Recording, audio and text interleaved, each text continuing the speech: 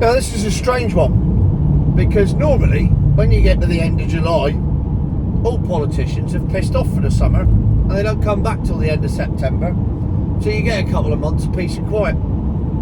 However, this year everything's slightly different, and there's no end to politics going on. And we may have had the big statement yesterday from the Chancellor going on about how she's going to cut this and raise this and do all that.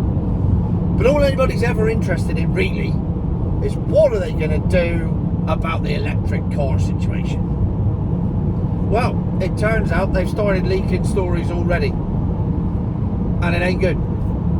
Because Mr. Stammer, Sir Stammer, is going to bring back the 2030 deadline.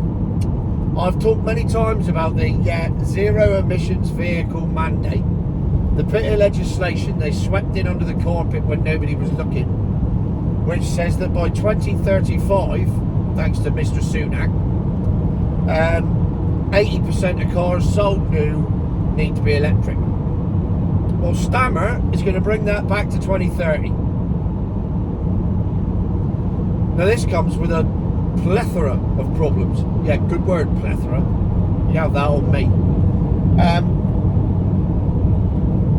And here's the main issue, and it's the one that everybody knows. It's not an elephant in the room, it's not the Emperor's new clothes, everybody knows it. So you've got a situation where the Prime Minister and his government are going to tell car manufacturers that by 2030, nearly 5.5 years time, 80% of every car and van they sell has to be a milk float. Well, it ain't gonna happen. That's the main thing. It's never ever gonna happen. That's been proved so far with everything that's happened so far.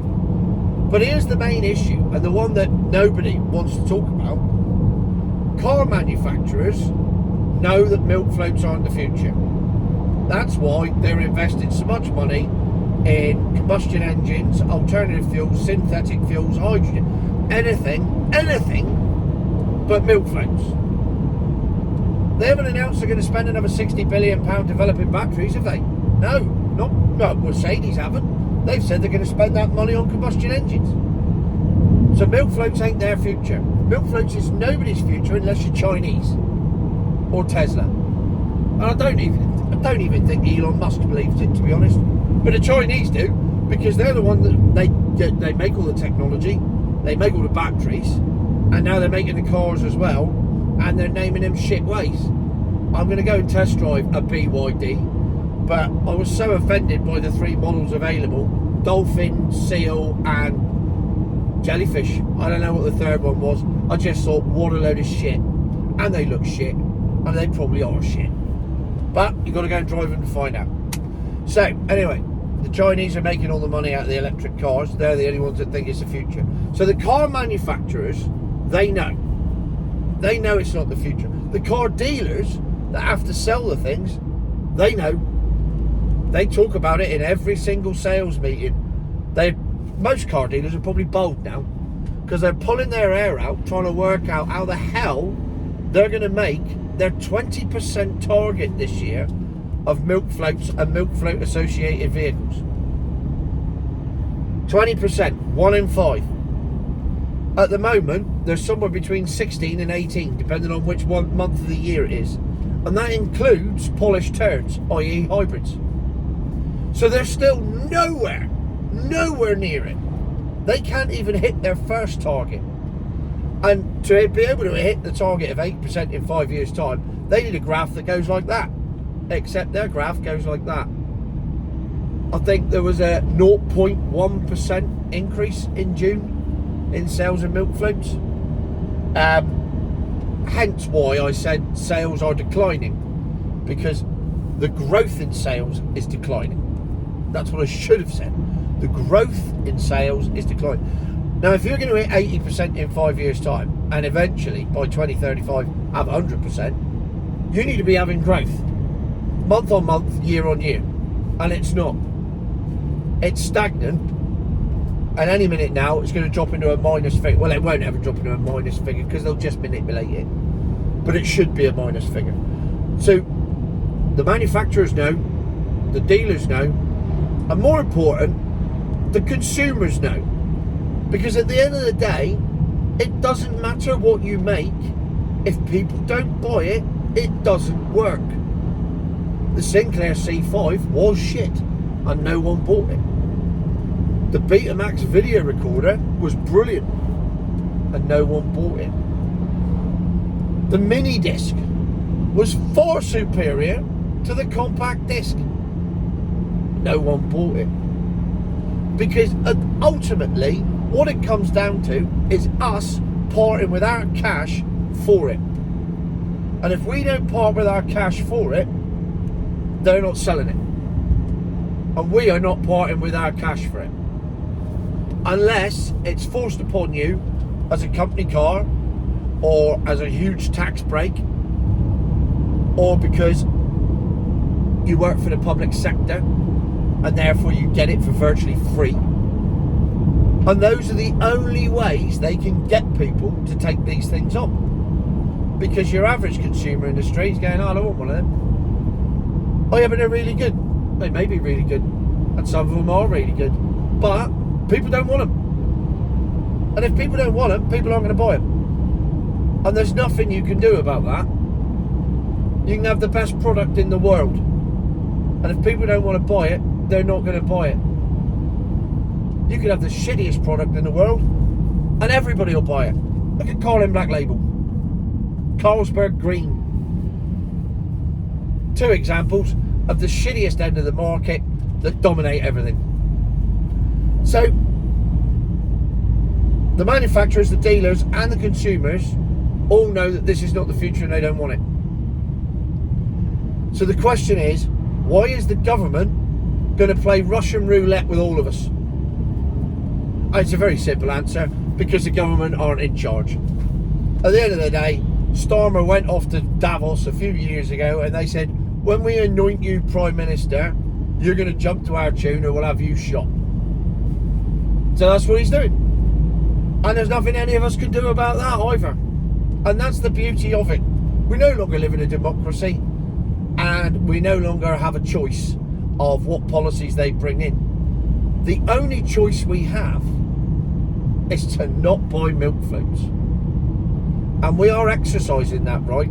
And that is the only way we will win. Because if nobody buys them, they can't sell them. And if they can't sell them, they're not going to make them.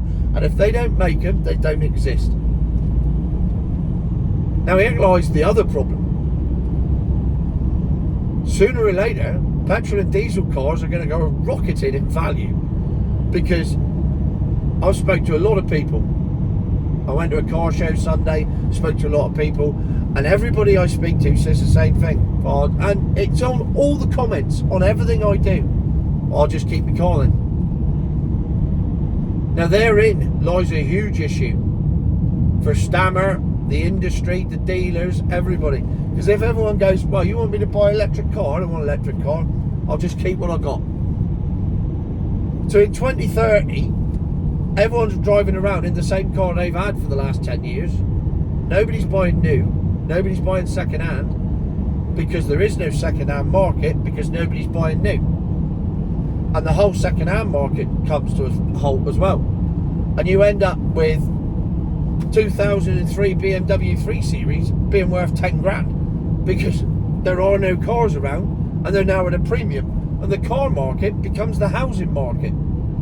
Oh, I've stumbled across something here, haven't I? Here we go. Start stockpiling your cars, boys. 5 years' time, we'll all be millionaires. But that's a very, very likely scenario. That by 2030, when nobody wants any of the crap they're forcing you to buy, everybody just keeps what they've got. It's good enough. It does the job. It does the job far better than a milk float does. So why get rid of it? And then we're all in, well, we're not all in the shit, because we've all got cars, so we're all fine. We just have to keep repairing them and just keep them on the road until they just stop us driving them altogether. Because once that happens, they'll just bring in new tax laws and other stuff, and they'll get you off the road one way or another. But nevertheless, we're in a situation where in the next couple of weeks, old Stammer is basically going to play Russian roulette, spin the barrel, and hold the gun up to the manufacturers' heads and go, right, by 2030 you need to be doing this, which they know is completely unachievable, will cost them hundreds of millions in fines and probably bankrupt the industry. So they know that's going to happen. So what happens next? That's the big question. Does it all just implode? Or do we find a way out of it? Well, at the moment, the only way out of it is my solution, which is just to keep the car you got and never get rid of it. Upgrade while you still can, and then the minute you can't upgrade, don't bother. So 2029 could be the time to go and buy the best car you could ever buy, and the best one you can afford. You want one with a 28-year warranty, 200,000 mile warranty, and guaranteed to not break. Yeah, it's difficult, isn't it? What do you get for that? That's the next video.